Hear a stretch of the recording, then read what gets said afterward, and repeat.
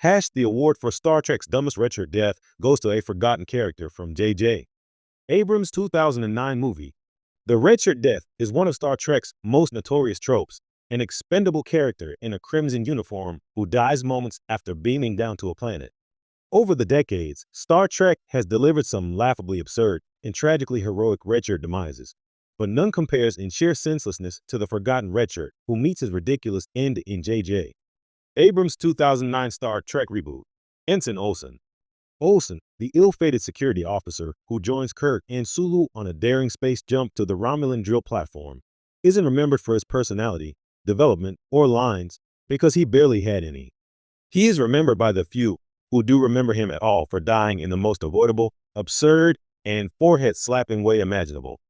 In the grand tradition of Redshirts, Olsen checks all the boxes, disposable, underdeveloped, and full of misplaced bravado, but he still manages to lower the bar with an impressively idiotic death that earns him the dubious honor of Star Trek's dumbest Redshirt demise. A death foreshadowed by overconfidence. Olsen's fate is practically tattooed on his forehead the moment he enters the scene. Not only is he the only one in the group wearing the classic red uniform, a color-coded death sentence in Trek lore, but he's also needlessly cocky. His eagerness to start blasting Romulans before the mission even begins sets off warning bells for seasoned Trek fans. It's like he's gunning for a Darwin Award in a vacuum. While Kirk and Sulu gear up for the precision space jump to the Romulan mining drill orbiting Vulcan, Olsen treats the operation like a theme park ride. He grins, jokes about using firepower, and radiates the energy of someone who hasn't read the mission brief or the script. He's the guy who dies, so the audience knows the threat is real. But how he dies turns what should be a tense moment into a bizarrely comedic one. The skydiving splat heard round the quadrant.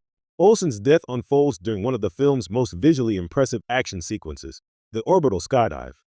Kirk, Sulu, and Olsen hurtle toward the Romulan platform in free fall, aiming for a precise landing to disable the drill. It's a thrilling moment, until Olsen manages to ruin everything. Midway through the dive, Olsen decides to open his chute too late or not at all, overshoots the platform, and is promptly incinerated in a spectacular fireball. There's no meaningful struggle, no heroic last words. Just one of Starfleet's finest hurling himself into a plume of plasma, like a moth to a warp core flame. For a character trained in security and supposedly selected for a high-risk infiltration mission, this is a death that defies logic. It's not enemy fire. It's not sabotage. Olsen dies from his own careless enthusiasm, like a skydiving rookie who forgot gravity still works in alternate timelines. The Redshirt death that's so dumb. It's brilliant. There's a strange brilliance in Olsen's demise. His utter lack of purpose, aside from dying, serves as a tongue-in-cheek tribute to the Redshirt trope, but taken to such an extreme that it becomes parody. It's as if Abrams was winking at longtime fans, while simultaneously reminding them this isn't their dad's Star Trek. And yet, the moment is tonally jarring.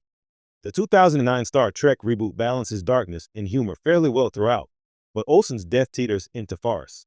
One second you're marveling at the sleek action choreography, the next you're watching a grown man nosedive into a fireball like he thought Starfleet issued flame-retardant egos. The moment isn't tragic or moving, it's cartoonish, like a sci-fi blooper reel snuck into the final cut.